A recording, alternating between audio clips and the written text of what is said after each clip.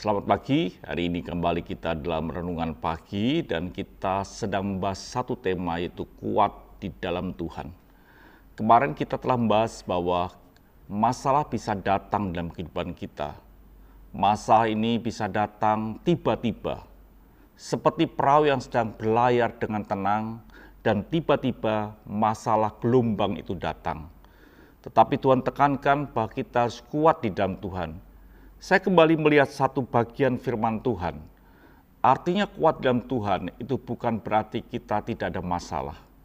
Bahkan Paulus berkata dalam 2 Korintus 12 ayat yang ke-10, "Karena itu aku senang dan rela di dalam kelemahan, di dalam siksaan, di dalam kesukaran, di dalam penganiayaan, dan kesesakan oleh karena Kristus. Sebab jika aku lemah, maka aku kuat." Saudara kasih Tuhan, ditegaskan di sini bahwa ada masalah yang terjadi dalam Paulus, ada siksaan, ada kelemahan yang dia miliki, ada kesukaran, tapi semuanya ini terjadi karena Kristus Yesus, bukan karena kejahatan kita, bukan karena kita ini melakukan sesuatu yang keliru, tetapi karena kita ada di dalam kebenaran. Ketika kita berada dalam kebenaran dan kita mengalami masalah itu, sesungguhnya kita ini sedang di dalam Tuhan. Dan Paulus berkata, "Sebab jika aku lemah, maka aku kuat." Paulus berkata, jika aku lemah, maka ada kekuatan yang Tuhan berikan. Karena dia berada di dalam Tuhan.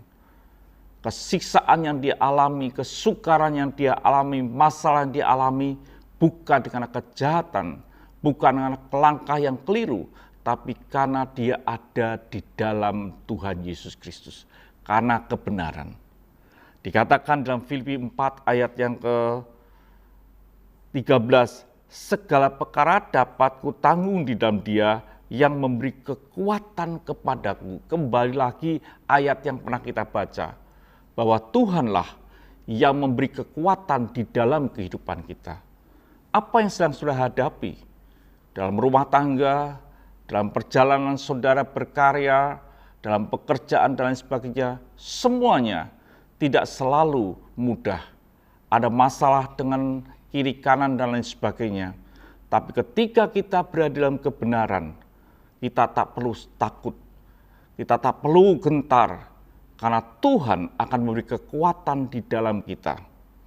Di dalam Efesus 6 ayat 10 dikatakan jelas, "Akhirnya hendaklah kamu kuat di dalam Tuhan, di dalam kekuatan kuasa-Nya." Kita harus kuat di dalam Tuhan, di dalam kekuatan kuasa-Nya. Kuasa Tuhan, bukan kekuatan kita. Kita memang lemah, kita bisa hancur sewaktu-waktu.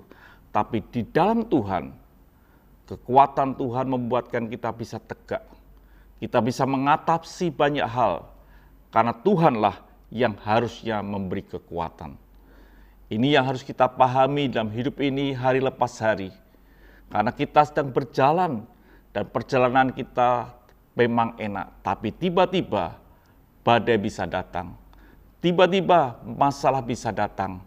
Tetapi ketika kita tetap di dalam Tuhan, artinya hidup kita benar di dalam Tuhan, maka kekuatan Tuhan akan sampai dalam hidup kita yang membuat saudara bisa tegak berdiri.